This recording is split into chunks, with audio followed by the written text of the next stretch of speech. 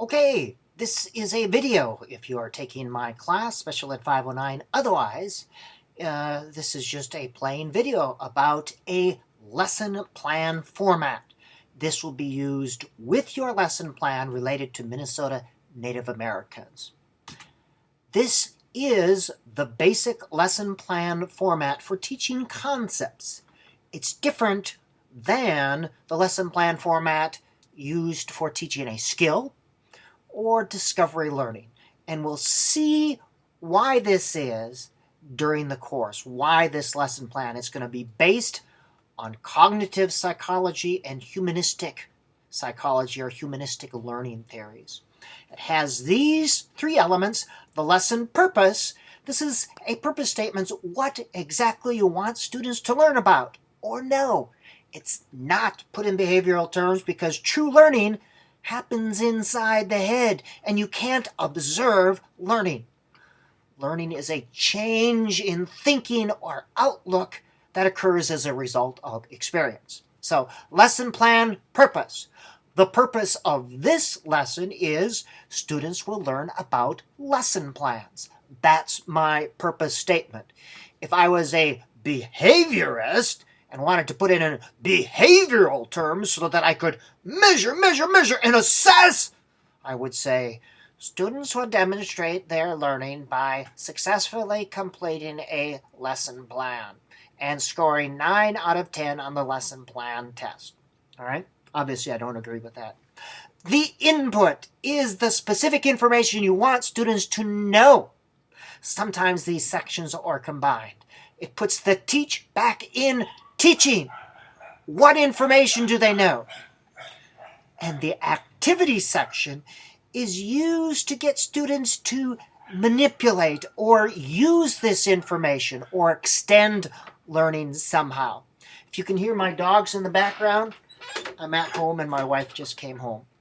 That happens. All right? Teaching essentially is this: say a little bit, do a little bit. Some people think teaching is the same as telling. Some people think teaching is just creating a lot of activities. No, it's say a little bit, create an activity that manipulates it. So, for your lesson plan, the students will learn about, insert your Native American topic right here. The input is where you provide specific information about some aspect of Minnesota Native Americans, and it should be in outline form. So you're using the lesson plan format. You just provide some basic information, specific objective with input that directly supports the purpose statement. That shouldn't be objective. That's a mistake on my part. So all your input is related to the purpose statement. Don't look at that word. All right? Think about, for the purpose of this one, keeping it at the 6th to 8th grade level. Keep it simple. Provide some basic information on some aspect of it. Don't think you have to cover the topic in totality. You're covering just a little bit of it. It's 8 to 12 minutes. So, example, if you're doing Native American spirituality, you're not doing the whole of Native American spirituality or religion. You're looking at a little topic that 6th or 8th grade students could understand in an 8 to 12 minute lesson. All right? So you're looking for a little bit. You've got, when you're teaching, when you're planning, you've got the whole semester. Don't try to teach in totality in one lesson. You may want to time yourself so you don't have too much or too little information. Notice how I'm keeping this succinct. You will need to gather some information just like real teachers do. If they're teaching a subject, they could rely on the teacher's manual, but most good teachers go out and get some information. You need to gather and organize it. Go ahead and use the web. The internet contains a lot of information, but don't be copying and pasting stuff from the web. All right?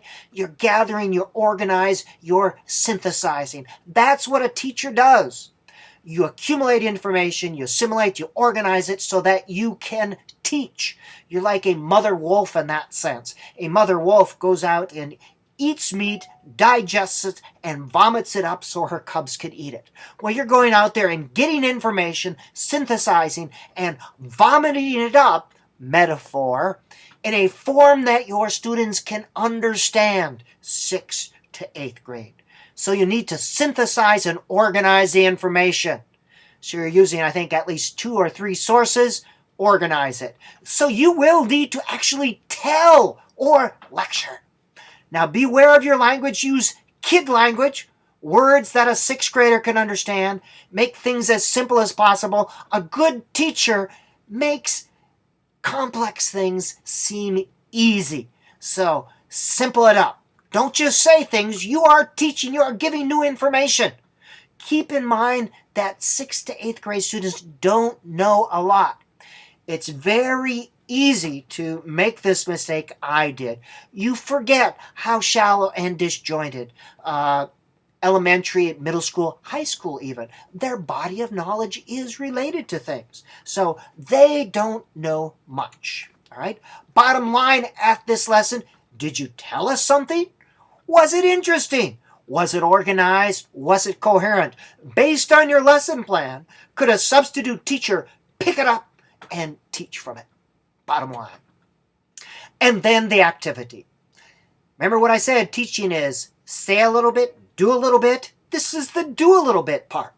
Every lesson has an activity. It's used to manipulate the input somehow. It could be an activity or a discussion or assignment or a game or something used to enhance the learning. You have a lesson on maybe Minnesota Native American government, and then some activity where they use that information related to the government in some way. You're describing in order to replicate, meaning that a teacher could understand by reading it and replicate your lesson. That is kind of an overview on the basic lesson plan format. There's more information on D2L.